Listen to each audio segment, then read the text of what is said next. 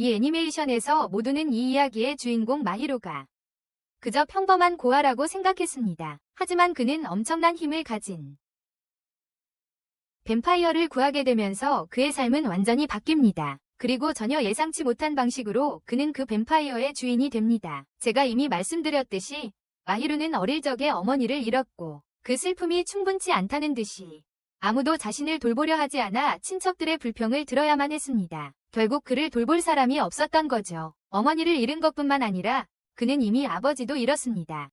그때 그는 외로움에 휩싸여 있었습니다. 그런데 갑자기 삼촌이 나타나 그를 돌봐주겠다고 했습니다.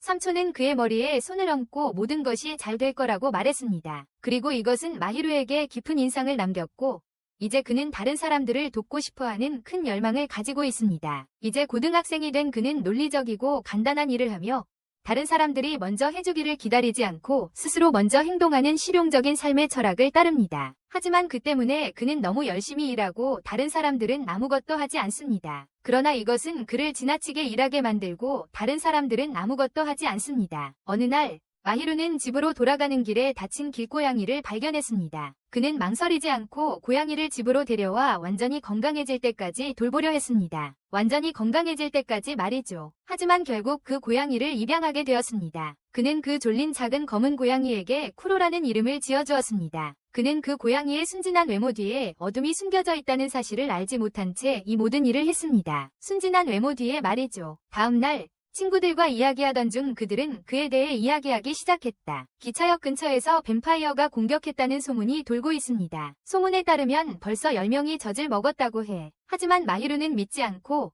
별 신경 쓰지 않고 그냥 갑니다. 가는 길에. 그런데 집에 도착하니 놀랍게도 TV가 켜져 있었습니다. 겁에 질린 그는 천천히 집으로 들어가 TV를 보고 있는 이모저모 꾸민 소년을 발견하게 됩니다. 자기 집에서. 공황. 마히루는 그가 누구이며 어떻게 들어왔는지 물었지만 그 소년은 대답하지 않았습니다. 그러자 마히루는 빗자루를 잡고 그를 공격했습니다. 하지만 침입자는 너무 빨랐고 쉽게 피했습니다. 그리고 두 번째 공격을 시도하는 순간 마히루는 실수로 커튼을 치우고 햇살을 그의 집 안으로 들여보내세요. 그 순간 빛이 충격적인 것을 드러냈습니다. 낯선 남자는 검은 고양이 키로로 변했고 마히루는 충격을 받았습니다. 그가 커튼을 치자 고양이는 다시 그 남자로 돌아왔습니다. 여전히 무슨 일이 일어나고 있는지 이해하지 못한 마히루는 그 소년에게 누구냐고 물었습니다. 게으른 에모 소년은 자신이 그저 친절한 뱀파이어라고 대답했습니다. 마히루는 그때 키로가 역에서 사람들을 공격한 뱀파이어라고 비난했습니다. 역에서. 하지만 뱀파이어는 부인했습니다. 그때 키로는 뱀파이어로서 인간 주인에게 묶여있다고 설명했습니다. 그의 피만 마시고 그의 명령만 따릅니다. 주인이 없다고 하니 조용히 살면서 쉬고 있대요. 그러자 뱀파이어는 마히루에게 자신이 지어준 별명으로 부르지 말라고 합니다. 특히 뱀파이어 모습일 때는 더더욱. 하지만 마히루는 너무 어리석어서 그만 그러고 맙니다. 키로라고 부르면서 키로와 일시적인 계약을 맺게 되죠. 다행히도 키로가 24시간 안에 마히루의 피를 마시지 않으면 이 계약은 사라집니다. 그리고 이 사실을 알게 된 마히루는 재빨리 뱀파이어를 집에서 내쫓고 다시는 그와 엮이지 않겠다고 다짐합니다. 하지만 마히루가 자기 집에 들어가려 하자 어떤 힘에 이끌려 키로에게 가까워졌고 그것은 마법의 계약으로 이어진 두 사람의 운명적인 인연 때문이었습니다. 계약의 힘이었죠. 그래서 마히루는 원치 않았지만 키로를 다시 받아들일 수밖에 없었습니다. 집으로 들여야 했죠. 나중에 친구들을 만났을 때 마히루는 키로가 뱀파이어라고 모두에게 말하려 했지만 아무도 믿지 않았습니다. 대화 중에 거울에 사악한 그림자가 나타나더니 갑자기 벨키아라는 뱀파이어가 나타났습니다. 벨키아는 마히루의 친구 중 한 명을 공격했고 그 친구는 피를 흘리기 시작했습니다. 벨키아가 막대기에 올라가 키로에게 결투를 신청하자 모두 도망쳤습니다. 키로는 문제를 피하고 싶었지만 벨키아는 그에게 선택권을 주지 않았습니다. 그때 마히루가 친구들을 보호하려는 순간 공격을 받았고 키로는 어쩔 수 없이 뛰어들어 그를 구했습니다. 대치 중에 마히루는 키로에게 더 강해지려면 자신의 피를 마시라고 주장했습니다. 힘을 얻기 위해서요. 그리고 사람의 피를 마시고 싶지 않았지만 키로는 어쩔 수 없었습니다. 그렇지 않으면 당할 테니까요. 그는 마히루의 피를 마시고 일시적인 계약을 영원한 유대로 만들었습니다. 그렇게 해서 흡혈귀는 엄청난 힘을 얻었습니다. 그리고 이제 마히루를 주인으로 모시며 그의 명령을 받아 재빨리 벨키아를 쓰러뜨립니다. 벨키아를. 하지만 죽이려는 순간 마히루의 방해로 인해 그러지 못합니다. 마히루의 사라지기 전 벨키아는 자신이 아무도 모르는 수수께끼의 뱀파이어 츠바키의 명령을 받고 행동했다고 밝힙니다. 아무도 모르는 수수께끼의 뱀파이어 츠바키에 지친 마히루와 키로는 집으로 돌아왔고 마히루가 깨어나 보니 키로는 자신의 침대에서 평화롭게 잠들어 있었습니다. 깨어난 그는 다친 친구가 걱정되어 곧바로 학교로 달려갔습니다. 다친 친구가 하지만 다행히도 그는 멀쩡했습니다. 게다가 친구는 경찰이 그가 자동차 사고를 당했다고 말했다고 주장합니다. 그는 요즘 목이 물린 자동차 사고가 많다고 말합니다. 그의 목이 물렸다고 합니다. 마히루는 즉시 무언가 잘못되었다는 것을 감지합니다. 결국 그의 친구들은 그들이 뱀파이어에게 공격받았다는 기억을 전혀 하지 못합니다. 그래서 집으로 돌아와 키로에게 벨키아나 츠바키에 대해 아는 것이 있는지 묻지만 키로는 그들이 누구인지 모른다고 밝힙니다. 갑자기 맑은 하늘에 비가 내리기 시작하고 마히루는 즉시 이상한 차원으로 빨려 들어갑니다. 그때 교활한 저승사자로 변장한 완전히 미친 소년이 나타나 마히루를 비웃기 시작합니다.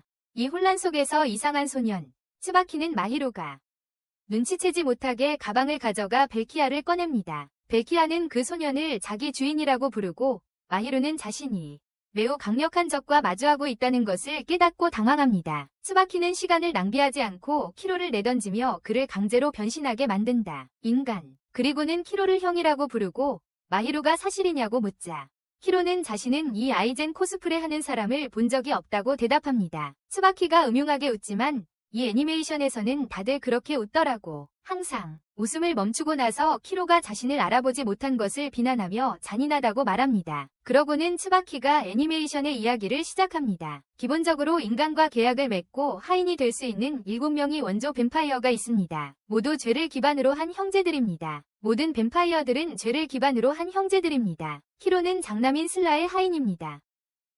하지만 츠바키는 자신이 8번째 진정한 뱀파이어이며 멜랑콜리의 하인이라고 주장합니다. 멜랑콜리의 하인이라고 합니다. 하지만 아무도 그를 가족으로 인정하지 않아서 그는 매우 슬퍼합니다.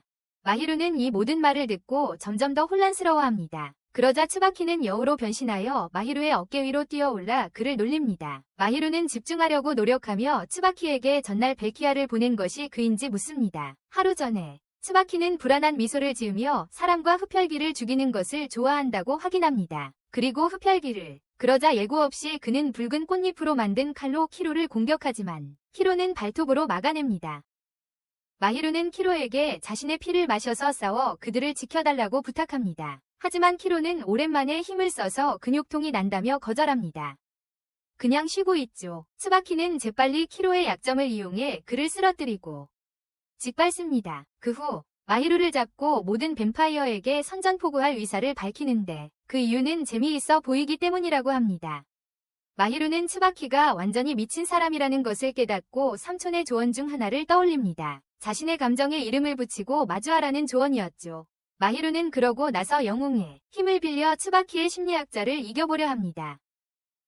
그를 반대하는 연설을 하지만 츠바키는 그것을 우스꽝스럽게 여겨 그를 죽이려 한다. 그는 마히루에게 각본의 힘을 사용하려면 최소한 3에피소드는 기다리라고 말하고 마히루는 주인공으로서의 자신의 힘이 통하지 않는 것에 슬퍼한다. 그러자 츠바키는 그를 죽이려 하지만 키로가 마히루를 구하기 위해 개입한다. 하지만 키로는 여전히 약하고 츠바키는 여전히 마히루를 죽일 수 있을 것이다. 하지만 어디선가 키로와 마히루는 수수께끼처럼 사라진다.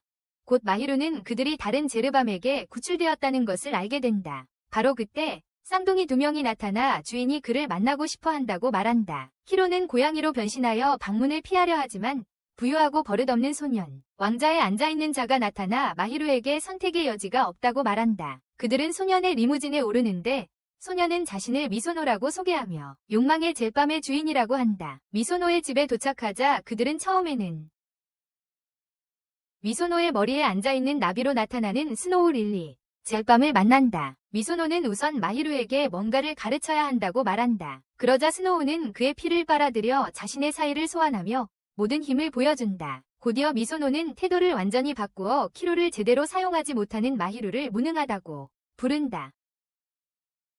그는 마히루가 자신의 시종이 되어야 한다고 말하지만 마히로가 거부하자 미소노는 스노우에게 그들을 공격하라고 명령한다. 마히로와 키로는 첫 공격에서 간신히 도망친다. 미소노의 오만한 태도에 화가 난 마히로는 키로를 데리고 떠나기로 결정하며 부자 바보들과는 상종하고 싶지 않다고 선언한다. 하지만 저택을 나서려던 그는 길을 완전히 잃었다는 것을 깨닫고 탈출구를 찾던 중 창문을 통해 그들을 지켜보는 몇몇 아이들을 본다. 그 순간 스노우가 나타나 그 아이들이 자신의 하급종, 말 그대로 자신이 부리는 흡혈귀들이라고 설명한다. 곧 미소노가 헐떡이며 달려온다. 그곳까지 뛰어온 탓에 숨을 헐떡였다. 그는 이 아이들을 보호하기 위해 더 큰 힘이 필요하다고 설명하며 마히루에게 자신에게 복종할 것을 요구합니다. 마히루는 다시 거절하며 그의 종이 되지는 않겠지만 도울 수는 있다고 말합니다. 친구로서 말이죠. 마히루가 키로의 힘을 사용하는 법을 배우기만 한다면 미소노는 쉽게 받아들입니다. 그 후 마히루는 그의 단짝 친구 사쿠야와 함께 집으로 돌아갑니다. 그는 이상한 기운을 감지하지만 아무것도 찾지 못합니다. 그래서 사쿠야는 농담으로 흡혈귀가 아니냐고 묻고 마히루는 키로에 대해 말할 수 없어서 얼버무립니다. 그에게 말하지 못합니다. 마히루는 집으로 돌아가기로 하고 이상한 일이 생기면 사쿠야에게 연락하겠다고 약속합니다. 다음 날 마히루는 무기를 얻는 방법을 알아보려고 미소노에게 갔지만 키로는 자신의 마음속으로 들어가서 찾아야 한다고 설명합니다. 마히루는 안에서 선물 더미를 보고 자신의 삶의 철학을 따라 가장 간단한 것을 선택합니다. 그의 삶의 철학에 따라서요. 이 선물은 마법 빗자루로 변하고 곧 그의 손목에 문신이 됩니다. 빗자루로 정말 싸울 수 있을지 궁금해하며 마히루는 싸움을 도와줄 빗자루를 소환하려고 하지만 나오지 않습니다. 그러자 스노우는 마히루에게 목표를 상상하라고 말합니다. 그러면 빗자루를 더 쉽게 소환할 수 있다고 합니다. 마히루는 즉시 친구들을 떠올리며 가족으로 여기고 미소노가 언젠가 그들도 소개해주겠다고 했어요. 며칠 후 마히루와 친구들은 학교에 나타나지 않는 사쿠야를 걱정하기 시작합니다. 학교에 오지 않아서요. 그를 방문하기로 결심한 마히루는 간식을 챙겨서 키로에게 자기와 사쿠야가 초등학교 때부터 단짝 친구였던 이야기를 하다가 갑자기 기억이 나지 않는다는 것을 깨닫습니다. 사쿠야의 주소를 잊어버리고 심지어 그의 집에 가본 적이 있는지조차 의심하기 시작합니다. 전에 가본 적이 있는지 말이죠. 마히루가 무슨 일이 일어나고 있는지 알아내려고 애쓰는 동안 사쿠야가 갑자기 나타나 그를 놀라게 합니다.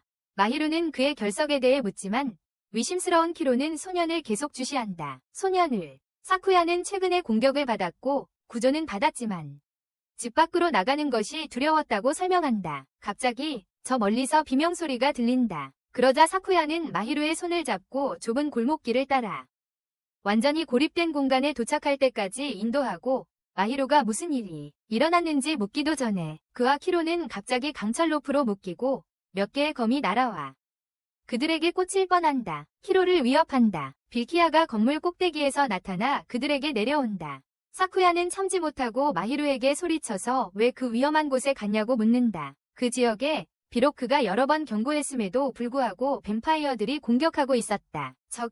그 순간 키로는 진실을 깨닫는다. 사쿠야는 그때 마히루를 놀리며 과거를 돌아보고 기억해보라고 말한다. 그들 사이에 어떤 기억이 진짜이고 어떤 기억이 거짓인지. 그러고는 칼을 꺼내 들고 다가가 마히루에게 진실을 알아내라고 말한다. 진실을. 사쿠야가 마히루를 공격하지만 키로가 그의 앞에 서서 대신 공격을 받는다. 벨키아는 시간을 낭비하지 않고 키로를 검으로 찌릅니다. 마히루는 자신의 가장 친한 친구가 뱀파이어라는 것을 알고 충격을 받는데 사쿠야는 자신도 인간이 되고 싶다고 한탄합니다. 이때 마히루는 사쿠야에게 키로가 보통 고양이라고 거짓말을 했다고 인정하지만 그렇게 한 것은 진실을 밝히면 친구들을 위험에 빠뜨릴 수 있다는 것을 알았기 때문입니다. 하지만 사쿠야는 더 이상 신경 쓰지 않는 것 같습니다. 그러자 마히루는 상황을 해결하고 싶어하며 키로의 도움을 요청합니다. 하지만 키로는 마히루에게 이 싸움에서 이길 결의가 없다고 말하며 그의 피를 마시기를 거부합니다. 그러니 아무리 많은 피를 마셔도 소용없다고 합니다. 도와줘. 마히루는 절망하기 시작하지만 갑자기 그들을 묶고 있던 밧줄이 컷. 그리고 미소노가 스노우 옆에 나타난다. 벨치아를 공격하기 시작하는 스노우. 미소노는 사쿠야를 막기 위해 나선다. 마히루. 그가 처음으로 친구라고 생각하는 사람. 사쿠야는 미소노를 자극하며 부잣집 도련님이 자신에게 어떻게 할 수 있겠냐고 비웃는다. 그때 벨키아가 스노우의 앞을 가로막고 미소노의 특수무기가 작동하여 벨키아를 완전히 마비시킨다. 스노우는 그 기회를 타서 벨키아의 정신을 공격하여 파괴하는데 상당히 성공적이다. 그 후 미소노는 사쿠야에게 말을 걸려고 하며 그들이 함께하지 못하는 것이 아쉽다고 말한다. 싸우지 않도록 하려고 마히로가 친구가 되길 원했거든. 그 순간 사쿠야는 태도를 완전히 바꾸며 마치 하고 싶은 척한다. 그들과 친구가 되면서 미소노는 경계를 풀고 스노우의 연쇄 공격을 취소한다. 바로 그때 밧줄에 묶인 벨키아가 눈을 공격해 다리를 잘라내었다. 사쿠야는 기회를 잡아 미소노를 칼로 공격하며 약간의 피해를 입힌다. 부상인데 미소노의 몸이 너무 약해서 심각하게 드러났어요. 사쿠야는 그때도 마히로의 목에 칼을 들이대며 고백했어요. 함께 즐겁게 노는 동안에도 그는 항상 그를 죽이고 싶어 했다. 그리고 마히로를 바닥에 내던지며 이제 그의 모든 것을 죽이겠다고 말한다. 친구들. 하지만 사쿠야의 뒤에 소녀의 유령 같은 환영이 나타나 그를 멈추고 자신이 상처 입었던 것처럼 다른 사람들에게 상처를 주고 싶은지 묻습니다. 이때 키로는 마히로에게 싸울 수 있는 상황이 아니니 도망쳐야 한다고 말합니다. 하지만 마히로는 거절합니다. 그는 거부합니다. 결연한 마음으로 마히로는 자신의 빗자루를 소환하여 사쿠야를 전력으로 공격하고 사쿠야의 몸에 멈추지 않는 출혈을 일으키는 상처를 입힙니다. 하지만 곧 자신의 무기를 제어할 수 없다는 것을 깨닫고 사쿠야를 공격하면서 사쿠야 자신이 그를 죽이라고 부추깁니다.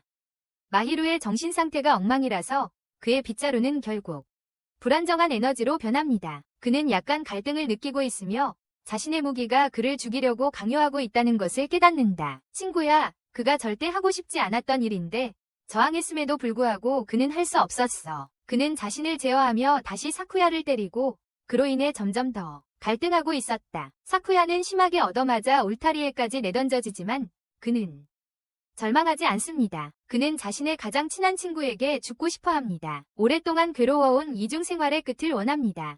반면 마히로의 죄책감과 후회 같은 부정적인 감정들이 쿠로의 마음속으로 파고들기 시작합니다. 쿠로는 더 이상 참을 수 없게 됩니다. 결국 쿠로는 마히로의 목을 물고 그의 피를 빨아들입니다.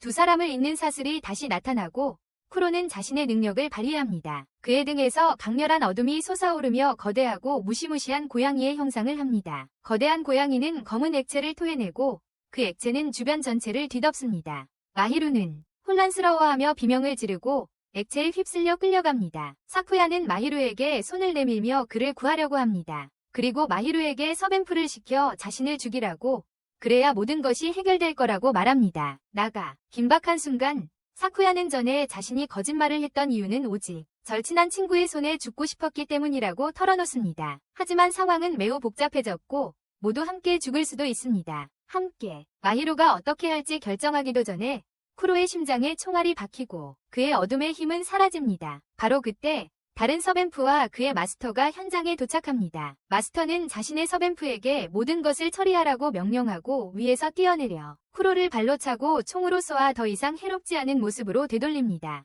갈색 종이봉투를 머리에 쓴 서뱀프가 사쿠야를 향해 달려들어 총을 쏩니다. 하지만 인형술사이자 사쿠야의 아군인 그녀가 마지막 순간에 그를 구합니다. 그녀는 사쿠야에게 물러서라고 명령하고 그는 따릅니다. 사라지기 전에 사쿠야는 마히로에게 팔찌를 던져주고 마히로는 그가 정말 죽고 싶었냐고 묻습니다. 하지만 사쿠야는 대답하지 않습니다. 얼마 후 스노우의 부하들을 태운 리무진이 현장에 도착합니다. 그들은 미소노를 구출하여 병원으로 데려갑니다. 마히로는 미소노가 다친 것에 대해 죄책감을 느끼지만 서뱀프의 주인인 카우보이가 나타납니다. 미소노가 경계를 늦춘 책임을 져야 한다고 말합니다. 싸움 중에 카우보이는 자신을 방랑하는 골동품상이라고 소개하고 그의 흥정하는 뱀파이어는 유명한 질투의 서뱀프입니다. 뱀파이어는 이 새로운 인물들을 이상하게 여기는데 특히 전응아가 인형에게 말을 걸고 서뱀프를 마치 인형인 것처럼 가지고 노는 것이 이상합니다. 낯선 사람이지만 카우보이는 쿠로를 마히로에게 감싸 안고 심장에 총을 쏜 것에 대해 사과합니다. 하지만 그는 뱀파이어니까 모든 것이 잘 될 겁니다. 하지만 그는 사쿠야를 처리할 수 있었다면 더 좋았을 거라고 말합니다. 그는 사쿠야를 그래. 카우보이는 마히로에게 자신이 일찍 깨달은 것이 다행이라고 말한다. 누군가를 죽일 결단력이 없어요. 그래서 마히로를 돕기 위해 그와 쿠로 사이의 계약을 끊어주겠다고 제안하며 마히루는 평범한 소년이니 평범한 삶으로 돌아가야 한다고 말합니다. 그리고 떠나기 전에 마히루에게 연락처를 주고 떠납니다. 다음 날 마히루가 쇼핑을 하던 중 식당에서 츠바키를 봅니다. 그는 츠바키 옆에 앉으며 사쿠야가 언제부터 그의 부하가 되었는지 묻습니다. 그러자 츠바키는 사쿠야의 암울한 이야기를 시작하며 그 소년이 끔찍한 가정에서 태어났어요. 부모는 보험금 때문에 여동생을 자살로 위장했고 그에게 경찰에 거짓말을 하도록 강요했죠. 놀다가 창문에서 떨어졌다고 그와 함께 말 안 들으면 자기도 창문에서 던져버리겠다고 협박했어요. 그때부터 사쿠야는 진짜 거짓말쟁이가 되었고 부모의 압력 때문에 계속 그럴 수밖에 없었죠. 그 압박 때문에 6년 후 그는 여동생처럼 창문에서 떨어졌어요.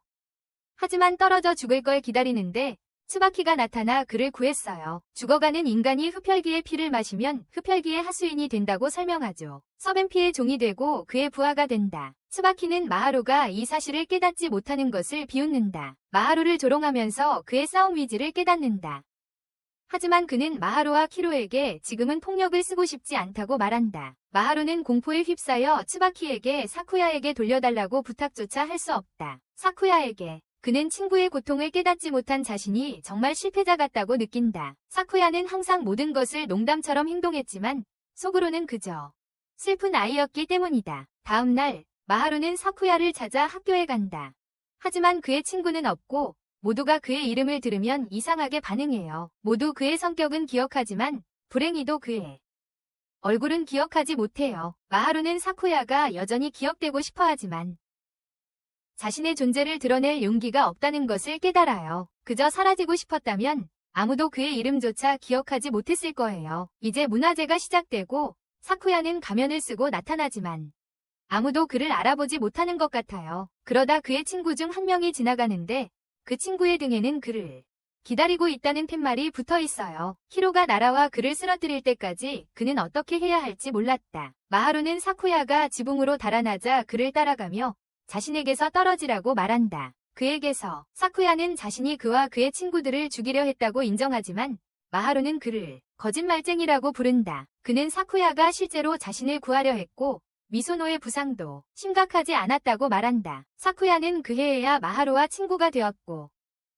어린 시절의 기억은 그의 마음속에 심어진 것이라고 고백한다. 마하루는 사쿠야가 여전히 자신의 친구이기 때문에 상관없다고 말한다. 절망적이야. 사쿠야가 지붕에서 뛰어내리지만 마하루가 뒤따라 뛰어내려 그의 교리누를 잡고 날아다니는 빗자루를 소환합니다. 하지만 그는 형편없는 조종사라 그들은 그대로 땅으로 떨어집니다. 자, 완전히 고립된 곳에서 마하루는 사쿠야에게 자신이 흡혈귀든 아니든 그는 여전히 그의 친구야. 곧바로 사쿠야는 울면서 그런 행복한 순간을 더 많이 가질 수 있었으면 좋겠다고 말합니다. 그렇게 말하며 울기 시작합니다. 바로 사쿠야는 울면서 그런 행복한 순간을 더 많이 가지고 싶다고 말합니다. 그는 어릴 적 자신을 위로해준 사람은 츠바키뿐이었다고 말합니다. 자신의 누나 죽음에 대해 책임이 없다고 말해주었던 사람이라고 합니다. 이 말을 들은 마하루는 츠바키를 돌보겠다고 약속합니다. 하지만 사쿠야는 츠바키가 매우 강하기 때문에 이것은 불가능하다고 생각합니다. 하지만 그는 여전히 츠바키의 폭력을 막겠다고 약속합니다. 사쿠야는 마하루에게 감사하지만 충분하다고 말합니다. 그는 더 이상 그와 다른 사람들과 함께 있을 수 없다고 말한 후 최대한 멀리 달아나며 사라집니다. 그리고 마하루가 자신에게 처음으로 우정을 건넨 사람이었던 것을 떠올립니다. 눈물을 흘리며 마하루에게 친구가 되어줘서 고맙다고, 그리고 그가 고등학교 생활을 행복하게 보낼 수 있도록. 한편 자신의 약함에 좌절한 마하루는 숨어있는 쿠로에게 다가가 더 강해지고 싶다고 말한다. 얼마 후 마하루는 열기 어려운 편지를 받고 쿠로에게 건넨다. 하지만 쿠로는 편지의 봉인을 보고 곧바로 짓뭉갠다. 다음 날 마하루는 쿠로를 학교에 데려간다. 그곳에서 쿠로는 순식간에 여자아이들의 관심을 한몸에 받고 집으로 돌아가는 길에 밤축제를 만나 함께 즐기기로 한다. 다리에 앉아 불꽃놀이가 시작되기를 기다리던 중 갑자기 눈가리개를 한 남자가 나타난다. 그는 마하루에게 여행 가방을 건네주며 분실물 보관소가 어딘지 모른다고 말하고 착한 아이인 그에게 그곳에 가져다 달라고 부탁한다. 마하루가 가방을 들자마자 그 남자는 이상하게 사라지고 마하루는 착한 바보처럼 전혀 의심하지 않는다. 그는 혼자 분실물 보관소 쪽으로 향하고 가는 길에 키가 크고 금발인 남자를 만나는데 그 남자는 어깨에 관을 메고 있다. 금발 남자는 파트너와 헤어졌다고 설명하고 마하루는 그의 파트너가 분실물 보관소에 있을지도 모른다고 말한다. 그 남자는 그곳으로 가는 길을 모른다고 말하자 마하루는 그에게 그를 따라가. 가는 길에 마하루는 관에 대해 묻고 금발 남자는 흡혈귀들이 잠자는 곳이라고 대답한다. 흡혈귀들이 잠잘 곳이라고. 그리고 그 이야기가 터무니없다고 생각하지만 마하루는 그것을 생각할 시간이 없다. 그들의 뒤에서 거대한 폭발이 일어났기 때문이다. 사람들은 은색 가방이 폭발했다고 소리치기 시작하고 마하루는 금방 눈가리개를 한 남자가 속였다는 것을 깨닫는다. 그는 불꽃놀이가 시작되기 전에 가방을 맡기라는 지시를 받았던 것을 기억하고 시간이 거의 다 되었다. 그리고 시간이 거의 다 되었다. 마하루는 그들이 그 가방으로 무엇을 할지 궁금해하고 처음에는 자신이 흡혈귀의 주인이라는 정체를 밝히는 것이 위험할 수도 있기에 쿠로에게 전화하는 것을 주저합니다. 안전하지 않을 수도 있기 때문입니다. 하지만 그는 금발 남자를 믿기로 하고 쿠로에게 전화합니다. 그런 다음 그에게 자신의 피를 몇 방울 먹인 후 쿠로는 가방을 들어 최대한 높이 던집니다. 정말 높이 던져 올립니다. 마하루는 가방이 땅에 떨어질 때 폭발할까봐 당황했습니다. 그리고 실제로 그렇게 될 것입니다. 하지만 최악의 상황이 일어나기 전에 금발 남자가 개입하여 가방을 자신의 관 속에 넣고 그 안에서 폭발하게 합니다. 마하루와 쿠로는 어리둥절해하며 금발 남자에게 누구냐고 묻습니다. 그는 자신의 이름이 테츠이며 온천 여관의 후계자라고 대답합니다. 그 순간 관 안에서 왜 폭탄이 던져졌냐고 묻는 목소리가 들립니다. 던져졌냐고. 바로 그때 그을린 박쥐가 관에서 나오고 쿠로는 그것을 즉시 자존심이 강한 뱀파이어 류로 알아봅니다. 테츠는 자신이 박쥐의 이름을 류라고 지었고 피만 조금 있으면 금방 회복한다고 설명합니다. 회복한다고. 류는 테츠를 어떻게 만났는지 이야기하기 시작하며 쿠로가 고립되어 있는 동안 세상이 혼란에 빠졌다고 말합니다. 폭발은 아마도 츠바키의 소행일 것이며 상황이 심각하다고 경고합니다. 점점 더 악화되고 있어. 후에 집으로 가는 길에 마하루는 갑자기 누군가에게 끌려가고 쿠로는 혼자 남겨진다. 밖에서 쿠로는 이상한 점을 깨닫고 문을 열려고 하지만 마법총이 그를 겨누고 있다. 속박복을 입은 또 다른 남자가 쿠로에게 달려들고 싸움이 시작된다. 한편 마하루는 스유키라는 과학자가 있는 시설로 끌려간다. 그를 맞이한다. 스유키는 그들이 인간과 뱀파이어의 균형을 유지하려는 C3 본부에 있다고 설명한다. 그는 마하루에게 위험한 츠바키를 막기 위해 함께하자고 설득하려 합니다. 인간과 흡혈귀 모두에게 위험한 존재입니다. 마하루는 주저합니다. 하지만 츠바키의 부하 중 한 명이 그의 친구 사쿠야이기 때문에 그를 구하겠다고 약속했기 때문입니다. 츠유키는 츠바키를 상대하는 것은 심각한 문제이며 마하루의 개인적인 감정이 방해해서는 안 된다고 말합니다. 하지만 마하루는 협력을 거부합니다. 그러자 츠유키는 그에게 최후 통첩을 내립니다. 그는 방에 54개의 문이 있으며 그중 하나만이 나가. 마하루가 제대로 찾지 못하면 쿠로를 다시 못 볼 거예요. 쿠로는 위쪽에 있으니까요. 조직에서 가장 경험 많은 뱀파이어 사냥꾼들과 맞서 싸우는 거야. 절박해진 마하루는 제대로 된 문을 찾으려 하지만 모든 문을 다 확인하는 건 불가능하다는 걸 깨닫지. 모두 확인하는 건 불가능해. 그래서 마하루는 자기 빗자루를 불러내 회오리를 만들어 건물 지붕을 날려버리고 탈출해. 그리고 탈출하지. 그래도 츠유키는 그에게 쿠로를 믿지 말라고 경고하지만 마하루는 그 말에 그는 뱀파이어의 좋은 면을 보고 친구로서 믿고 있습니다. 한편 쿠로는 뱀파이어 사냥꾼과 맞서 싸우고 있어 공격을 피하려 하지만 결국 맞게 됩니다. 사냥꾼들은 그를 애워싸고 편지를 보냈을 때 순순히 나왔어야 했다고 말합니다. 그리고 이제는 거절했으니 너무 늦었다고 합니다. 이제는 너무 늦었어. 쿠로는 총알을 피하며 계속 달리다가 강둑에 이릅니다. 사냥꾼 중 한 명, 곧바로 옷을 입은 남자가 쿠로의 주위를 흩뜨리며 그의 주인이 자신들의 통제하에 있다고 말하고 쿠로가 정신을 놓는 순간 갑자기 주위에 검은 막대기가 나타나 그를 가둡니다. 사냥꾼들이 그를 끝장낼 찰나 마하루가 빗자루를 타고 나타나 그를 구하고 데려갑니다. 며칠 후 마하루, 미소노, 그리고 테츠가 테츠의 목욕탕에서 회의를 소집합니다. 쿠로와 스노우가 온천욕을 즐기는 춘향각. 미소노는 자신을 위해 아주 고급스러운 침대를 정돈하고 테츠는 열심히 일하고 있다. 마하루는 반대로 아무도 그 아이디어를 진지하게 받아들이지 않는 것 같아서 답답해하고 있습니다. 전략회의를 진지하게 생각해요.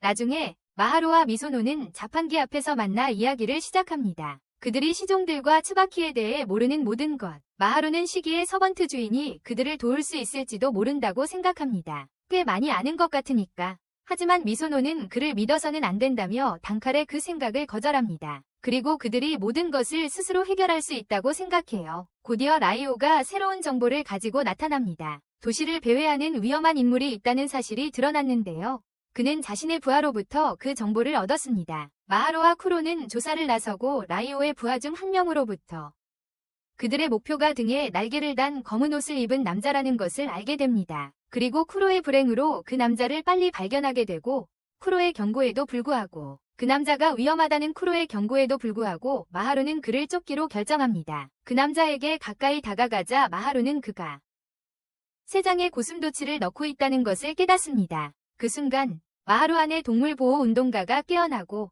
그는 불쌍한 소닉을 구하기로 합니다. 그는 그 남자를 쫓아가고 모퉁이를 돌자 그 남자가 그를 기다리고 있습니다. 그 남자는 마하루에게 그가 천사인지 악마인지 묻지만 마하루는 전혀 무슨 말인지 이해하지 못합니다. 바로 그때 수수께끼의 남자는 마법 피아노를 소환하여 연주하기 시작합니다. 음악이 너무 강렬해서 마하루는 무릎을 꿇습니다.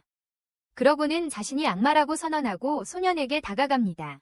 쿠로가 개입하려 하지만 그 남자는 그를 발로 차버리고 계속해서 그를 때리며 점점 더 높이 날아오르게 합니다. 절박한 마하루는 빗자루를 불러내 지붕에 도착하고 거기서 남자가 쿠로를 짓밟으려 하고 있었다. 하지만 마하루는 공격을 막고 쿠로에게 자신의 피를 건네 힘을 회복하도록 한다. 마하루는 남자에게 왜 쿠로를 공격하는지 묻고 고슴도치를 우리에서 꺼내줄 것을 부탁한다. 놀랍게도 남자는 말을 듣고 우리를 열자마자 고슴도치는 다른 서뱀프로 변신한다.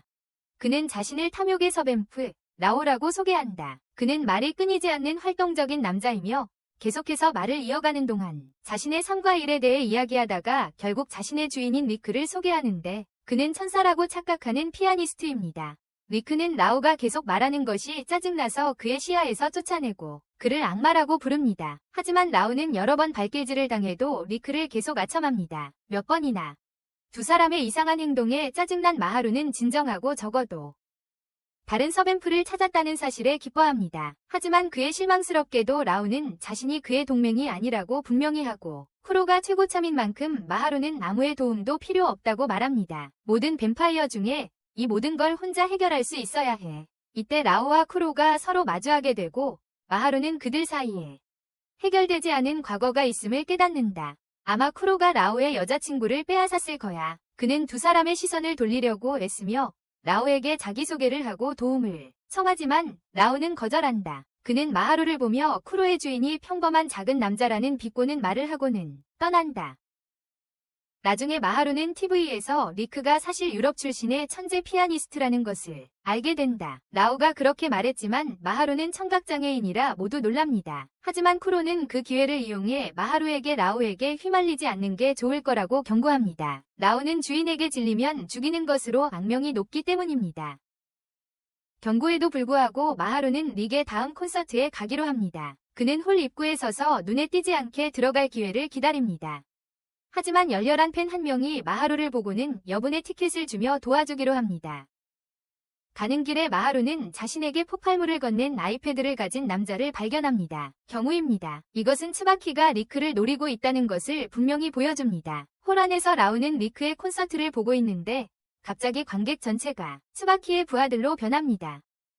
마치 예상했다는 듯이 라우는 홀로 그들에게 맞섭니다. 마하루가 마침내 들어왔을 때 그는 그곳이 시체로 가득 차 있고 라우가 초래한 파괴의 수준의 충격을 받습니다. 소음에 짜증이 난 리크는 발표를 중단하고 적을 물리친 것에 대해 라오에게 감사를 거부합니다. 이것은 마스터와 서뱀프 사이의 또 다른 대립으로 끝나고 리크는 라오 형제가 그를 벽에 내던져 반격합니다. 마하루는 리히트를 걱정하며 중재하려 하지만 라오는 그를 안심시키며 서뱀프 마스터들은 보기보다 강하다고 말합니다. 결국 라오는 다시 마하루에게 키로에게 모든 것을 맡기라고 강조하지만 마하루는 누구도 혼자서 모든 것을 감당할 수 없다고 반박합니다. 화가 난 라오는 마하루를 밀쳐내지만 키로가 나타나 그의 낙하를 완화하고 마스터를 보호합니다. 여러분 안녕하세요. 저는 마히로에게 7 서뱀프의 이야기를 들려주기로 했습니다. 옛날 아주 먼 옛날 모든 형제들은 평화롭게 살고 있었습니다. 그러던 어느 날 C3라는 조직으로부터 편지를 받게 됩니다.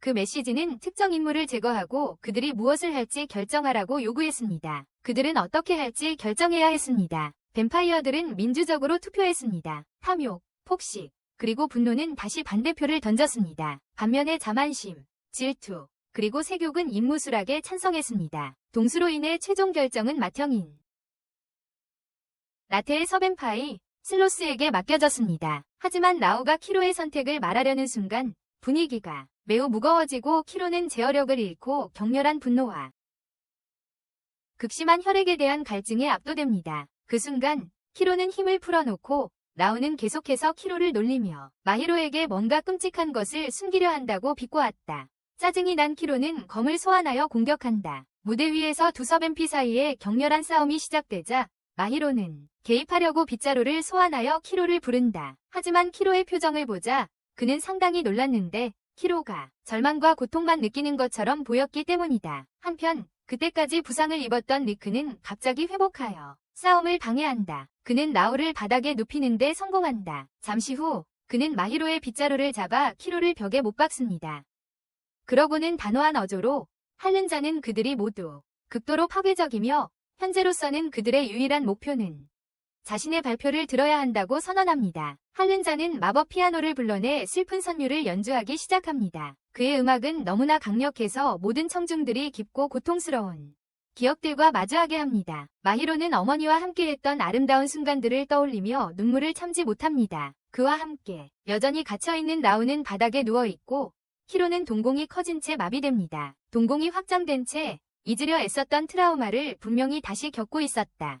더는 못 참겠던 라우는 이미 공격할 준비가 된 릭을 공격하기로 결심했다. 하지만 다시 맞붙기 전에 홀의 문이 열리고 릭의 매니저가 고래 모양의 마스코트와 함께 나타났다. 우스꽝스럽게도 고래가 라우와 릭의 머리를 치면서 둘의 싸움을 멈추게 했다. 라우는 매니저와 사실 자신의 하인인 고래에게 자신의 불쾌감을 감추지 않았다. 한편 마히로는 그 틈을 타 키로를 풀어주려 하지만 흡혈귀가 아직 정신을 차리지 못했다는 것을 깨달았다. 그 사이 마히로는 기회를 틈타 키로를 풀어주려 했지만 흡혈귀가 여전히 제정신이 아니라는 것을 알게 되었다. 갑자기 그는 밖에서 나는 소리를 듣고 츠바키의 부하 중 한 명이 살아남은 것을 보고 그녀는 목숨을 구걸하고 있습니다. 하지만 라우는 주저없이 그녀를 제거하려 하지만 마히로가 그의 손을 잡고 그를 막으며 싸우려고도 하지 않는 사람을 죽일 필요는 없다고 말합니다. 싸우려고도 하지 않는 사람을 죽일 필요는 없다고 말합니다. 마지못해 라우는 물러서며 걱정할 인내심이 없다고 말한다. 조연들에 관해서입니다.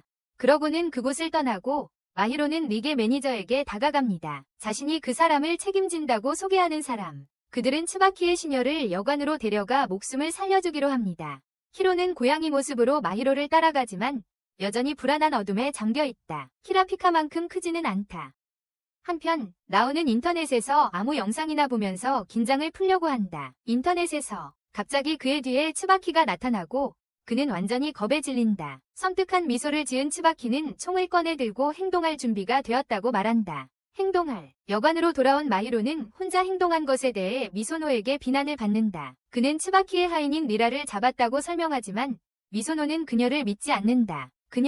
그럼에도 마히로는 그녀를 살려두면 츠바키를 끌어들일 수 있을 거라고 생각합니다. 그는 미소노에게 이전에도 츠바키가 자신의 동료를 보호하려는 듯한 모습을 보였다고 상기시킵니다. 나중에 마히로는 키로와 이야기하려 하지만 그 뱀파이어가 라우가 그들의 길에 대해 언급한 이후로 심하게 동요하고 있음을 깨닫습니다.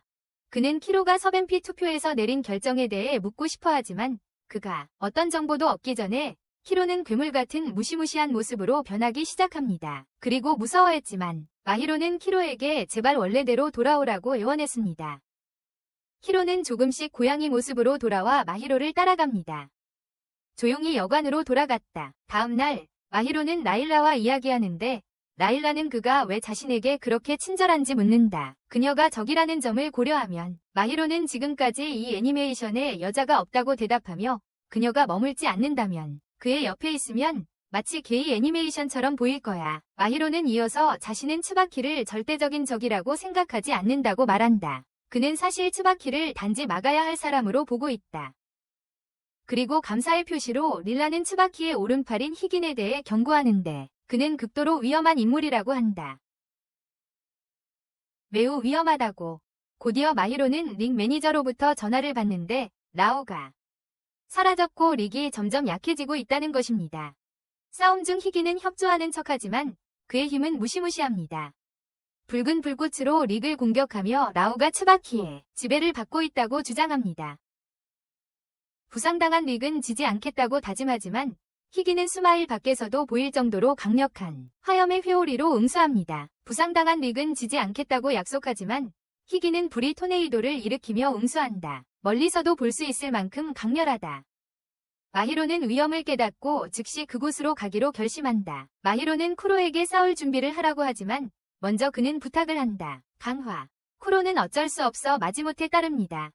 그들은 희귀니 릭에게 마지막 일격을 가하려는 순간에 도착합니다. 이 시점에서 마히로는 자신을 주장하려 하며 희귀에게 물러서라고 명령한다. 그의 친구지만 그가 츠바키의 유명한 상대임을 깨닫자마자 오른손잡이 그는 조심스럽게 행동하기로 결심한다. 먼저 쿠로를 싸움에 소환하려 하지만 심각한 문제가 발생합니다. 쿠로는 내면의 어둠에 잠식되어 마히로와의 연결을 완전히 잃습니다. 마히로와 그의 형체가 검은 액체로 녹기 시작하더니 모두 이상한 검은 수정구슬로 응축됩니다. 이상한 검은 수정구슬로 마히로는 충격을 받아 떨리는 손으로 구슬을 집어들며 무슨 일인지 이해하려 합니다. 무슨 일이 일어나고 있는지, 그것은 쿠로와 희긴일까 궁금해하며 희긴도 마찬가지로 다가오지만 마히로는 자신의 빗자루를 소환하여 방어하려 합니다. 놀랍게도 빗자루도 수정구슬에 흡수되어 그는 완전히 무방비 상태가 됩니다. 완전히 무방비 상태로 이때 리크는 부상을 입었음에도 희긴과 마히로 사이에 자리 잡고 아직 패배하지 않았다고 말합니다.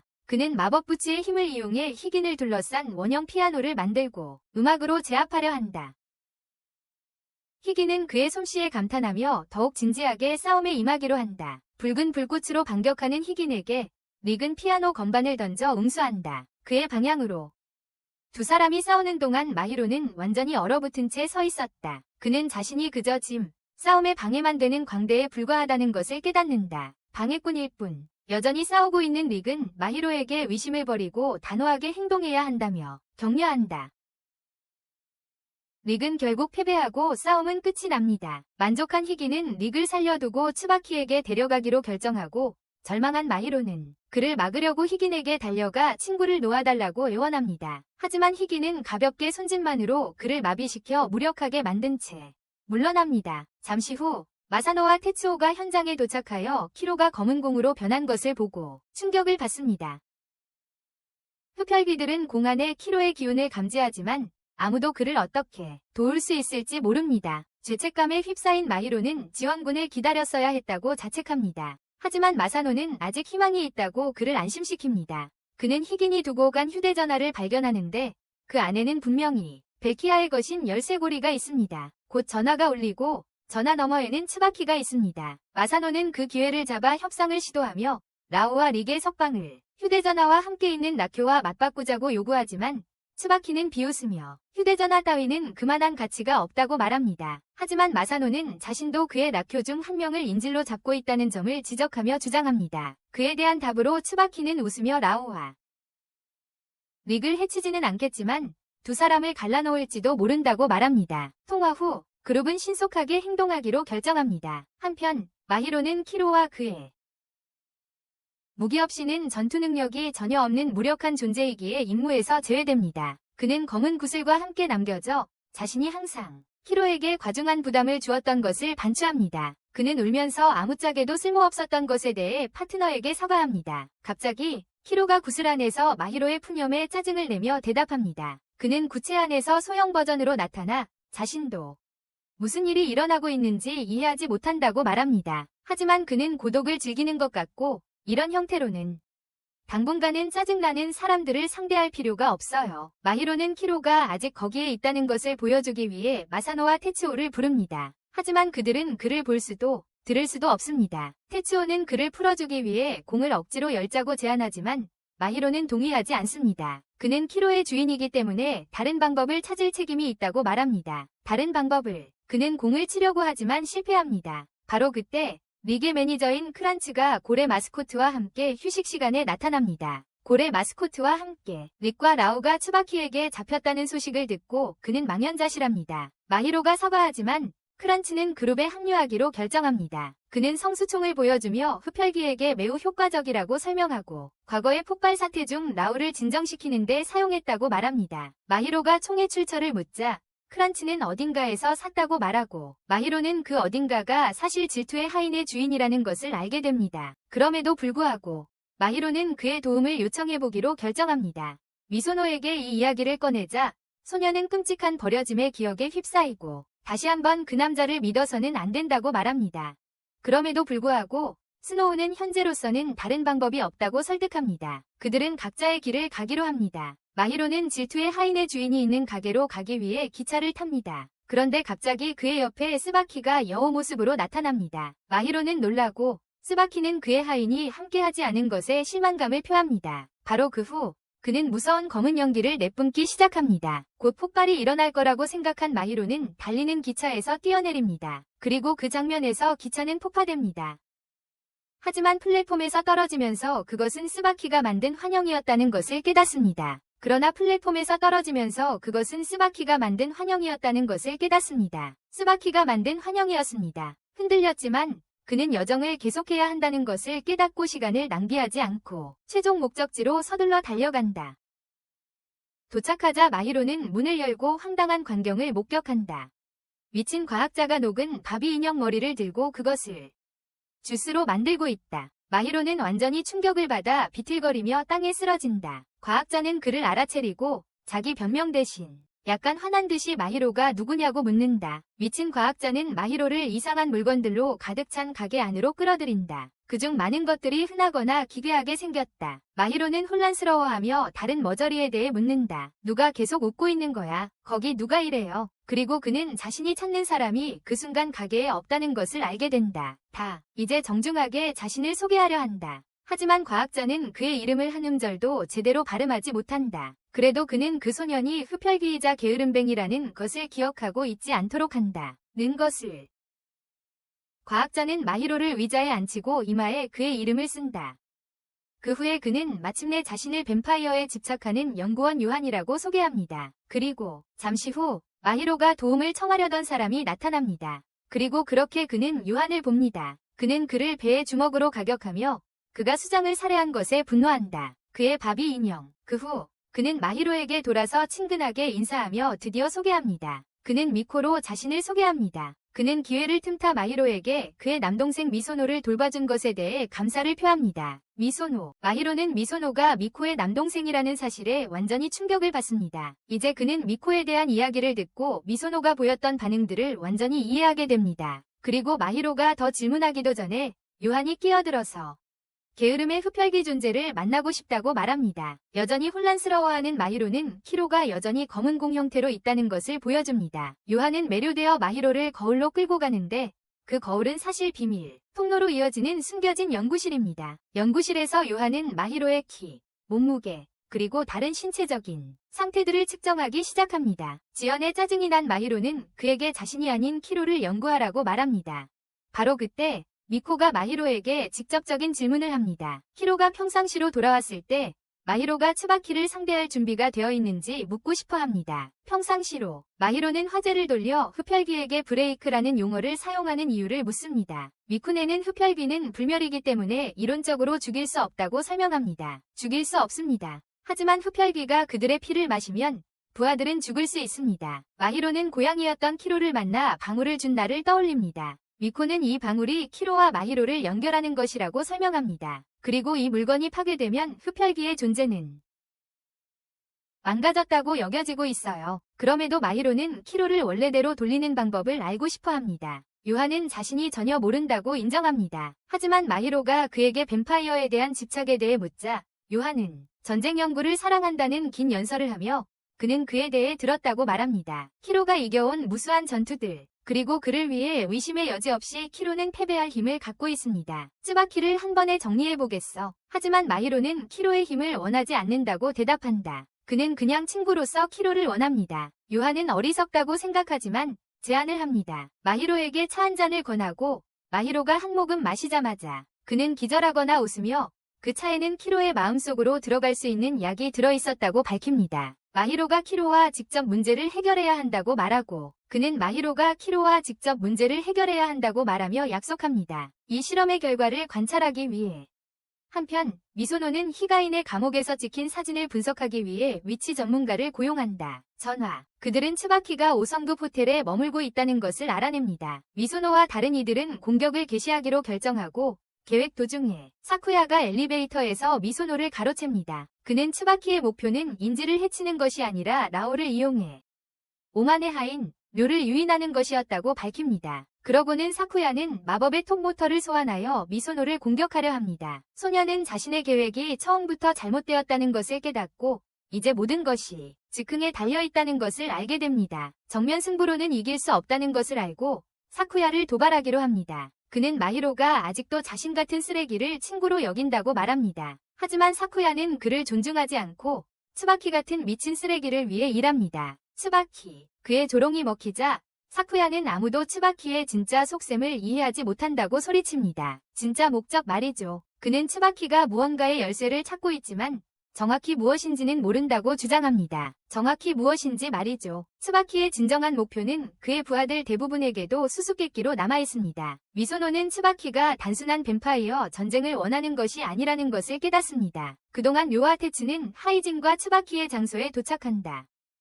다른 라키우스들이 그들과 맞서기 위해 모였다. 리오는 인질들이 바로 뒤에 있다고 믿고 있습니다. 그리고 더 큰 상대의 수가 적기 때문에 그는 자신과 테츠가 이길 수 있다고 확신하고 있다. 한편 부름을 받고 숲에 도착한 츠바키는 기분이 좋지 않았다. 고레탈을 쓴 5남자가 그를 맞이했기 때문이다. 파란 고래 마스코트가 츠바키에게 저주를 내리고 라오와 함께 바나나라고 요구합니다. 그들에게 핥아라. 아니면 그가 때림을 당할 것이다. 츠바키는 귀여운 외모와 어울리지 않는 인형의 퉁명스러운 목소리를 비웃으며 하인과 주인의 방 열쇠를 보여준다. 그리고 하인이 어디 있는지 묻자 대왕고레탈은 그녀가 저 인형들 중 하나 안에 있다고 말한다. 그는 츠바키의 열쇠를 가져가려고 하지만 츠바키는 그냥 피해버린다. 공격하고 나무로 뛰어오르는데 무모하게 공격하면 우연히 그의 하인도 다치게 했습니다. 갑자기 다른 마스코트 중 하나가 자신이 있는 나무 전체를 뿌리째 뽑아서 츠바키를 치려고 합니다. 츠바키가 피하자 다른 고래 마스코트들도 그를 공격합니다. 하지만 츠바키는 몸에 비누칠을 했기 때문에 모든 공격을 쉽게 피합니다. 하지만 그는 하인이 있을 가능성이 있으므로 이곳을 떠날 수 없다고 말합니다. 그는 그 큰 고래를 더듬어 보려 하지만 마스코트 의상이 너무 두꺼워서 안에 사람이 2명인지 알 수 없습니다. 그러자 츠바키는 고래들과 숨바꼭질하는 것이 재밌다고 웃습니다. 숲을 만들고는 하늘이 맑은데도 자신의 힘으로 다시 비를 내리게 해요. 미친 듯이 웃으면서 말이죠. 화면 너머 마하루는 쿠로의 마음속에 들어가 있는데 붉은 모래사막처럼 보여요. 자신에게 총을 준 무서운 고양이를 보고 쿠로의 위치를 물어봐요. 무서운 고양이는 쿠로가 마하루를 만나고 싶어 하지 않는다고 말하지만 마하루는 그 말을 믿지 않아요. 마하루는 집중해서 종소리를 듣고 원을 그리며 움직이는 종소리를 따라가요. 빙빙 돌면서요. 결국 얼굴부터 땅에 곤두박질 치고 그 소리가 종소리가 사실은 모래 아래에서 들려오고 있어요. 마하루는 기발한 생각을 떠올리고 모래를 파헤쳐 수중 계단을 드러냅니다. 계단이에요. 그는 물속으로 다이빙을 하고 반대편으로 나오며 문이 열리자 마하루는 쿠로에게 속한 고대 기억 속으로 이동합니다. 이것은 7개의 서번트가 모여 회의를 한 기억이에요. C3가 요청한 그 사람을 처치하는 임무를 받아들여야 하는지 논의합니다. 그래요. 뱀파이어들은 2개의 팩션으로 나뉘었고 그들이 함께한 죽일 것으로 생각했던 사람이 실제로 7개의 종을 창조한 천재였다. 교만과 질투, 그리고 세욕은 그가 너무 강력하고 위험해서 살려둘 수 없다고 생각했지만 폭식과 분노, 야망은 그를 죽이는 건 어리석다고 생각했습니다. 그가 잘못한 일이 없었기에 그들은 쿠로에게 결정을 내려달라고 부탁했고 그는 자신이 직접 그 사람을 죽이겠다고 선언했습니다. 이에 레오는 정신을 잃고 쿠로의 옷을 잡아 그에게 물었어요. 만약에 너가 자신의 아버지를 대표하는 사람을 죽이는 용기. 하지만 쿠로는 자신 앞에서 그 단어를 사용하지 말라고 말한다. 자신이 자랑스럽지 않기 때문에. 그와 같은 뱀파이어가 어떻게 키워졌는지 마하루는 이를 보고 충격을 받고 쿠로를 쫓는다.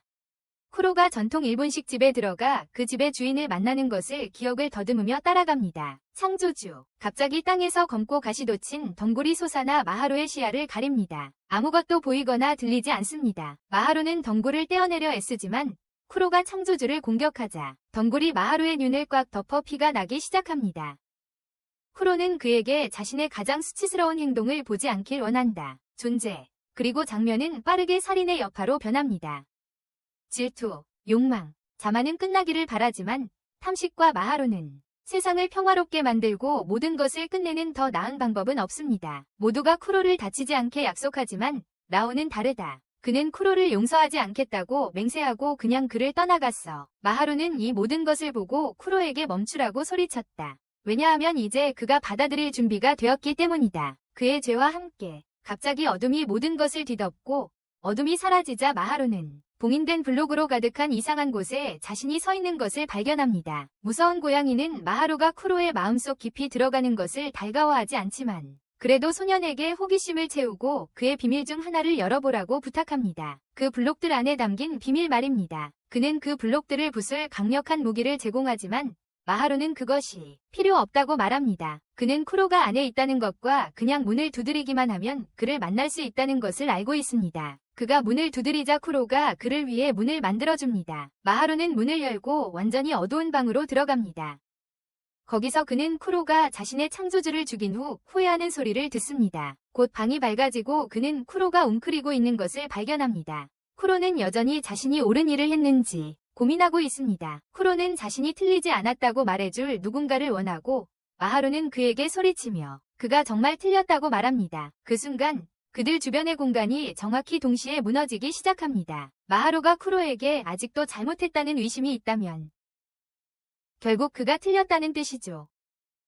마하루는 실수를 인정하고 나아가는 데는 용기가 필요하며 그들은 아직도 그래야 한다고 말합니다. 그들은 여전히 그래야 합니다. 그는 쿠로의 머리를 들이받으며 여기서 시간 낭비하지 말라고 합니다. 마하루는 그에게 손을 내밀며 그에게 혼자가 아니라고 말합니다. 시간이 지나 이제 그들은 과거와 미래를 함께 맞이할 것입니다. 그것과 함께 그들 주변의 흰색 공간이 무너지며 완전히 녹색으로 변합니다. 장소. 쿠로는 마하루의 말을 받아들이고 고양이 모습으로 변해 주인의 품에 다시 안깁니다. 다시 안겨요. 한편 호텔 최상층에서 릭과 라우는 정신을 차립니다. 묶여있고 다친 그들은 서로 다른 방에 있다는 것을 알게 됩니다. 라우는 릭에게 그처럼 재능 있는 피아니스트조차도 무가치하게 죽을 거라고 말합니다. 릭은 그럴 리 없다며 라우를 꿈없는 바보라고 부릅니다. 라우는 계속해서 릭에게 아무것도 아니라고 소리칩니다. 그때 벽이 열리고 릭이 갑자기 걸어 나옵니다. 라우는 침묵을 지키고 있고 릭은 그에게 논쟁 능력을 잃었느냐고 묻습니다. 그와 마주칠 때 그는 천사로서 그의 임무가 그와 같은 악마를 죽이는 것이라고 말합니다. 그는 마법 부츠의 힘을 발휘하기 시작하고 로는 그저 웃음을 터뜨립니다. 이 부츠 때문에 자기가 게이처럼 보인다고 말하는 거야. 짜증난 릭은 애니메이션이 전체적으로 게이라고 말하며 심지어 라우가 가장 게이하다고 함. 그들 중에서 최고의. 화가 난 그는 결박에서 풀려나 무기를 소환하여 릭을 쓰러뜨리려 하고 싸움이 시작되면서 건물 전체가 흔들리기 시작해. 로는 릭이 현재 자신보다 더 안 좋은 상태일 거라고 깨닫고 그를 재빨리 끝내기로 결정해. 그는 릭에게 다가가지만 그의 검은 여러 번 발로 차여 날아가고 그런데 갑자기 릭이 피를 흘리기 시작하자 그는 즉시 물러서 로는 그가 포기할 거라고 생각하지만 릭은 포기하지 않아. 서벤프는 감탄하며 포기하기로 합니다. 서로 다른 사람이지만 여전히 이 세상의 작은 존재라고 말합니다. 이 세상 흐름 속의 작은 등장인물들이라고 합니다. 릭은 그 말에 동의하지 않고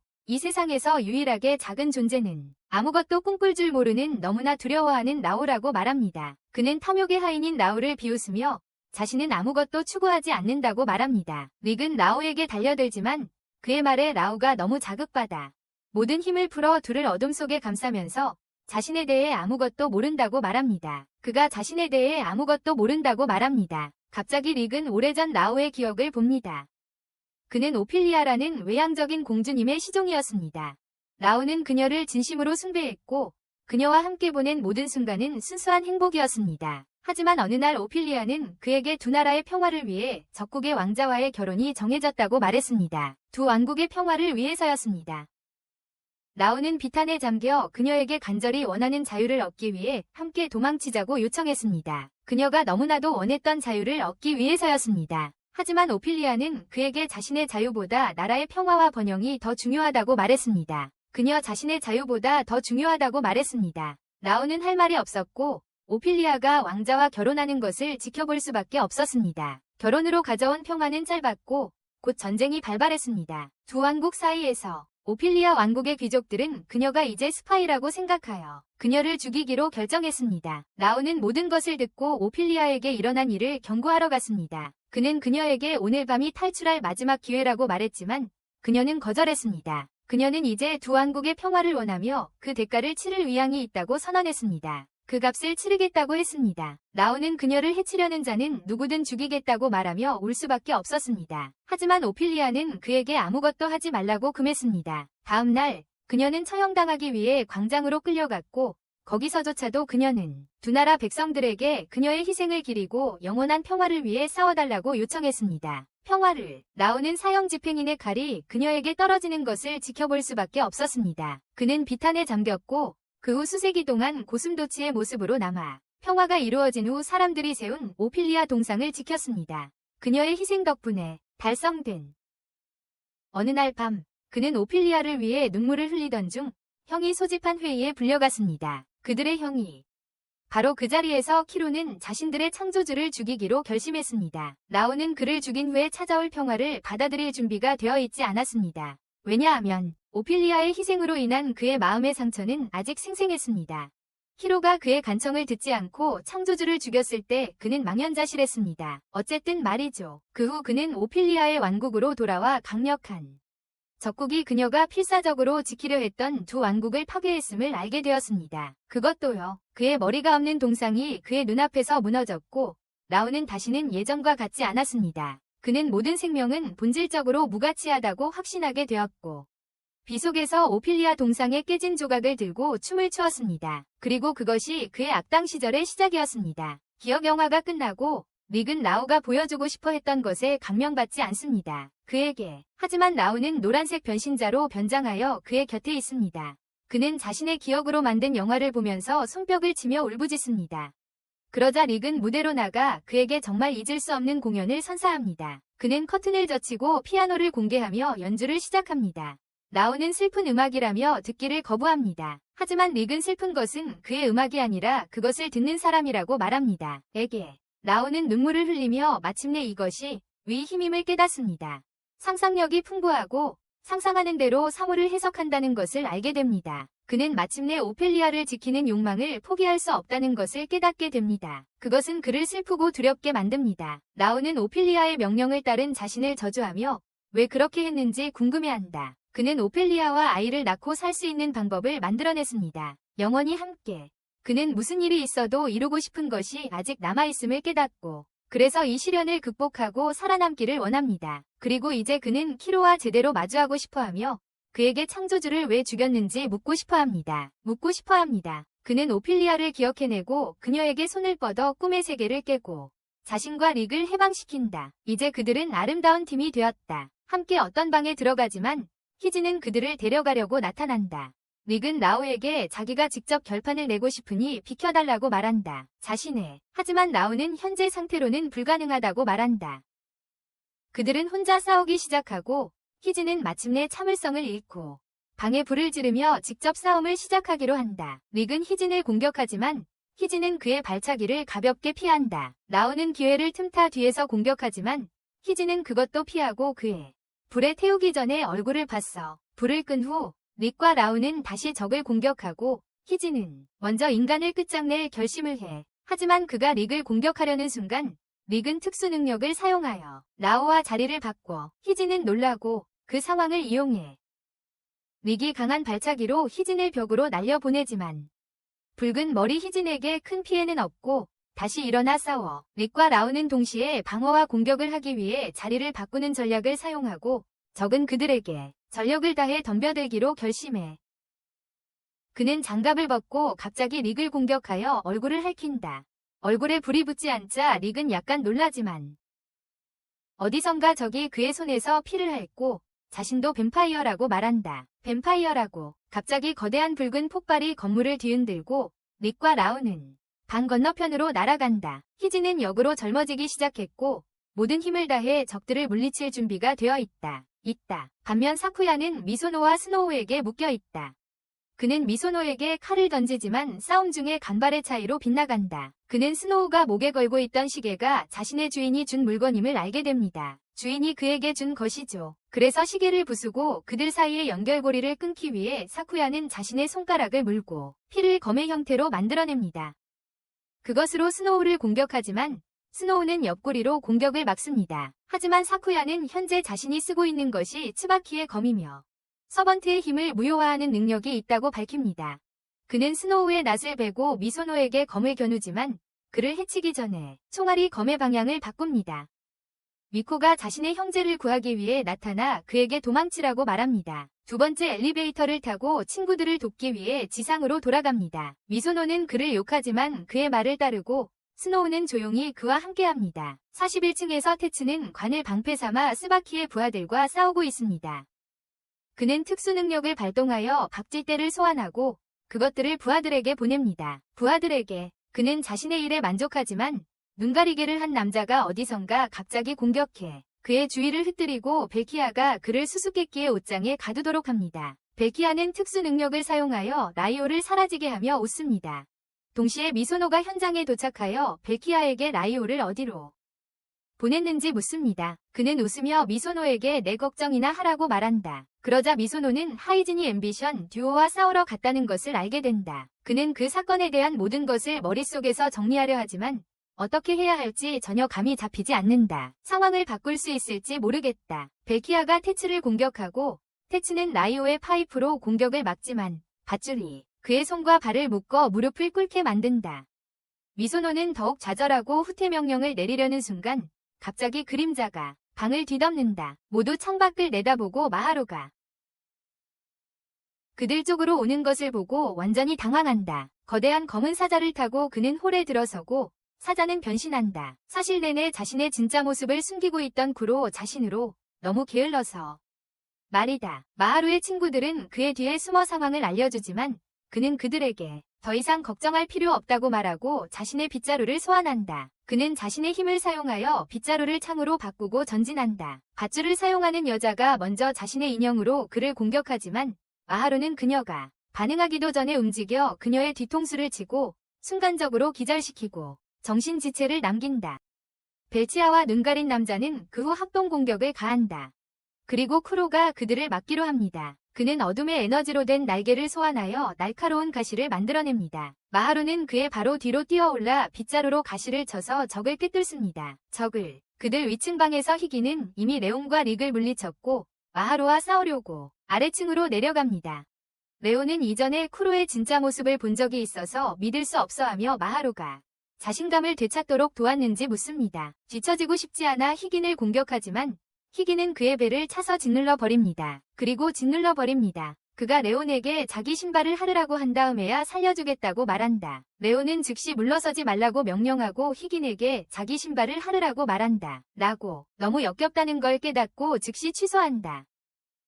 하지만 희긴은 그를 놀린다. 그는 생각 없이 죽이는 것에 지쳤다고 말하지만 츠바키가 시키니까 할 거라고 한다. 릭은 그의 손에 연결된 세 개의 직사각형을 그리며 그에게 사용을 멈추라고 말했다. 그의 실수를 변명으로 사용하는 다른 이들. 그가 직사각형을 누르자 갑자기 희귀는 온몸이 진동하는 것을 느낀다. 피아노 소리. 그는 리크가 자신의 피를 이용해 자신의 몸을 악기로 만들었다는 것을 깨닫고 방 전체를 뒤덮는 붉은 불꽃을 내뿜는다. 리크는 재빨리 마법 피아노를 소환하고 레온에게 도움을 요청한다.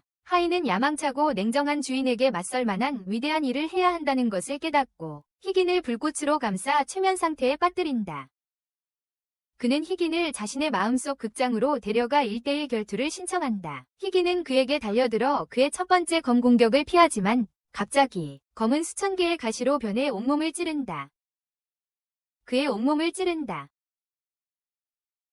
레온은 그에게 결국 자신은 고슴도치라고 상기시키고 희긴이 땅에 떨어지자 그들은 현실 세계로 돌아온다. 땅에 떨어진다. 레온과 릭은 완전히 지쳐서 땅에 쓰러진다. 그때 마하루와 다른 사람들이 그들을 구하기 위해 방에 도착하지만 리크는 서 있습니다. 그는 자신 있게 말했다. 그런 천사는 구원될 수 없다고. 이제 마하루는 그들이 릭과 레온을 구출하는 데 성공했다고 믿는다. 마하루는 라일락이 어디 있는지 묻고 테츠오는 관을 열어 그녀가 안에 숨겨져 있었고 그들이 츠바키를 속여 라일락이 고래 마스코트들 사이에 있다고 생각하게 만들었다는 것을 보여준다. 그들이 츠바키를 속여 라일락이 고래 마스코트 중 하나라고 생각하게 만들었다는 것을 보여준다. 라일락이 고래 마스코트들 사이에 있다고 생각하게 만들었다는 것을 보여준다. 마하루는 쿠로에게 현과 일을 해결하라고 말하고 레온에게 감사를 표합니다. 그리고 레온에게 감사를 표합니다. 쿠로는 레온만이 자신을 용서하지 않았기에 후회와 마주할 수 있었다고 말합니다. 자신의 후회를 마주할 수 있었다고 말합니다. 레온은 부끄러움과 안도감을 동시에 느끼며 마하루에게 가능하게 해줘서 고맙다고 말합니다. 모두 과거를 잊고 화해하기 시작하는데 갑자기 라일락이 릭이 레온에게 준 배지를 집어듭니다. 그녀는 레온에게 그가 모든 것을 죽였기 때문에 그렇게 행복해할 자격이 없다고 말합니다. 친구들을 보복할 수 있다고 생각하고 있어. 마하루는 미쿠가 하인들이 물건이 없으면 망가진다고 말한 것을 기억한다. 그들의 주인이 주었던 것이 파괴되었기 때문에 그는 라일락에게 어느 무모한 행동. 하지만 그녀는 그의 친절에도 불구하고 여전히 친구들에게 충성하며 그들을 위해 그 목걸이를 부수겠다고 말합니다. 갑자기 츠바키가 그녀 뒤에 나타납니다. 그는 라일락이 무사해서 다행이라며 목걸이를 자신에게 달라고 합니다. 레온과 그의 주인이 희겐을 물리쳤다는 사실과 쿠로마저 원래 모습으로 돌아왔다는 사실에 그는 매우 놀랍니다. 하지만 그게 바로 그가 원했던 것입니다. 츠바키는 창가로 걸어가며 손에 들고 있던 이름표를 던진다. 릭은 그와 싸우려 하지만 레온이 말린다. 이전에 츠바키를 이길 수 없었고 지금은 한계에 다다랐기 때문이다. 츠바키를 이전에 이길 수 없었고 이제는 그들도 한계에 달했습니다. 갑자기 테츠가 라이오에게 무슨 일이 있었냐고 묻자 츠바키는 수수께끼에 장롱을 보여준다. 벨키아가 그를 사라지게 만드는 데 사용했던 것과 똑같은 장롱이다. 그는 벨키아가 라이오를 자신에게 보냈고 모두가 즐거운 시간을 보내는 동안 자신은 라이오와 함께 숲에 있었다고 밝힌다. 미히로가 무슨 뜻이냐고 묻자 츠바키는 자신의 실수를 수습해서 선생님께 인상을 주고 싶다고 대답한다. 그는 소매에서 붉은 꽃잎이 떨어지는 가운데 미히로 쪽으로 걸어가며 그러고는 팔 모양. 츠바키는 자신이 그 시종을 죽일 수 있는 유일한 방법이라고 말한다. 그는 붉은 꽃잎을 흩뿌리고 검을 소환한다. 레온의 배지를 공중으로 던지는 동시에 배지와 동시에 레온을 베어버린다. 레온이 폭발하며 고압의 안개를 뿜어낸다. 츠바키는 또 다른 검을 소환하지만 쿠로가 그의 손에서 쳐내고 잡는다. 두 사람은 대치하고 츠바키는 쿠로에게 비켜서 자신이 레온을 끝내도록 하라고 요청한다. 쿠로는 그를 드디어 뱀파이어이자 자신의 동생으로 알아본다고 말한다. 그의 창조주만이 저런 괴물을 만들 수 있었기 때문입니다. 츠바키는 그들의 창조주이자 스승이었던 자를 쿠로가 죽였고 이제 그에게 복수하려 한다고 말합니다. 그는 쿠로의 무기를 빼앗고 검을 겨누며 그의 스승의 유언이 무엇이었는지 밝히라고 묻지만 대답은 간단합니다. 아무 말도 하지 않았습니다. 츠바키는 그에게 소리칩니다. 스승이 아무 말도 하지 않았는지 아니면 그가 듣지 못했는지 묻습니다. 한편 방 안의 안개가 격렬하게 소용돌이치고 릭은 레온이 고슴도치로 변한 것을 발견합니다. 마하루는 미소노와 테츠오에게 재빨리 피하라고 말하고 그 자신은 싸우기 위해 앞으로 나섭니다. 그의 하인과 함께 싸우기 전에 쿠로는 자신의 창조주를 죽인 것이 잘못이었다고 인정하지만 이제 그만둘 수 없고 츠바키의 관기를 막아야만 합니다. 그는 검을 집어들고 폭력 대신 말로 이야기해야 한다고 말합니다. 하지만 검이 그의 손을 베고 츠바키는 여기서는 말이 아무런 의미가 없다고 말합니다. 그 의미가 없다고. 갑자기 쿠로는 자신의 창조주와 츠바키가 하나로 합쳐진 왜곡된 환영을 봅니다. 그들처럼 되라고 말하는. 그러자 츠바키는 웃으며 이 불완전한 세상을 파괴할 것이라고 말하고는 레온의 몸에서 모든 안개가 풀렸다. 그는 안개로부터 얻은 힘을 사용하여 온 도시에 붉은 마법의 칼날을 쏟아붓는다. 도시 전체에 미치광이처럼 웃는 그에게 쿠로가 다가가 대화로 모든 것을 해결하려 한다. 말로 해결하려 한다. 츠바키가 그에게 검을 겨누지만 그는 그것을 막고 그의 어깨를 잡는다. 어깨에 손을 댄다. 츠바키는 마법의 검으로 그를 찌르지만 쿠로는 그를 놓아주지 않는다. 그는 자신이 저지른 잘못과 츠바키가 지금 하고 있는 잘못된 행동에 대해 이야기하고 싶어한다. 하고 있는 일에 대해 이야기하고 싶어한다. 츠바키는 그의 결의에 어리둥절해하며 창조주가 왜 일곱 형제에게 그의 존재를 알리지 않았는지 묻습니다. 일곱 형제에게 그의 존재를 알리지 않았는지 묻습니다. 마지막 순간에도 그는 쿠로를 공격하여 그의 팔을 베어버리고 그를 끝장낼 듯합니다. 마하루가 도착하여 그의 검을 막자 츠바키는 칼날 하나를 튕겨내어 쿠로를 꿰뚫고 마하루의 얼굴을 베입니다. 쿠로는 격분하고 츠바키가 다시 주인을 공격하려 하자 거대한 검은 사자로 변신하여 건물을 파괴합니다. 츠바키는 붉은 칼날로 쿠로를 계속 공격하지만 쿠로는 가볍게 막아냅니다. 그러자 쿠로는 그를 짓밟고 츠바키는 웃으며 그 또한 자신의 그렇게 창조주는 분노에 굴복하기 시작합니다. 마하루는 그가 츠바키를 죽여서는 안 된다고 말하고 그들의 적은 이 기회를 엿봅니다. 상황에서 그는 검을 조종하여 마하루에게 던지지만 어디선가 사쿠야가 나타나 그의 앞에 나타나 친구를 보호하기 위해 검에 찔립니다. 그는 마하루에게 끝까지 자신의 정체를 숨길 수 없었다고 말하고 츠바키는 그저 그를 비웃습니다. 이번에는 쿠로가 그를 확실히 죽이려 하지만 마하루가 다시 한번 그를 막습니다. 그는 쿠로와 츠바키 사이에 서고 갑자기 츠바키의 몸이 그와 공명하기 시작합니다. 마하루의 마음에 틈이 생기자 그의 빗자루는 열쇠로 변합니다. 가장 간단하고 논리적인 방법이기에 그는 그 열쇠를 츠바키의 마음속에 꽂습니다. 그리고 금단의 기억에 접근할 수 있게 됩니다. 그렇게 마하루는 츠바키의 삶을 봅니다. 부모님의 죽음부터 흡혈귀로 다시 태어난 순간 그리고 형에게 받아들여질까 하는 그의 의심까지 모두를 그는 자신의 창조주를 존경하고 숭배했고 그가 죽자 망연자실했습니다. 그날 그는 미쳐서 죽음 직전에 모든 사람들을 구했습니다.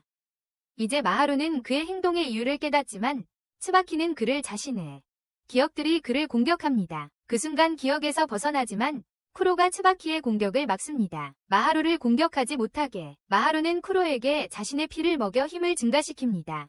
그들은 츠바키의 붉은 칼날을 피하며 츠바키에게 다가가지만 츠바키를 공격하는 대신 마하루는 그를 껴안습니다. 츠바키는 이를 이해하지 못하고 싸울 이유를 잃고 이어서 그의 붉은 칼날이 사라집니다. 잠시 후 마하루는 친구들에게 합류하고 츠바키는 근처 건물 옥상에서 자신의 힘으로 부상당한 사쿠야를 치료합니다.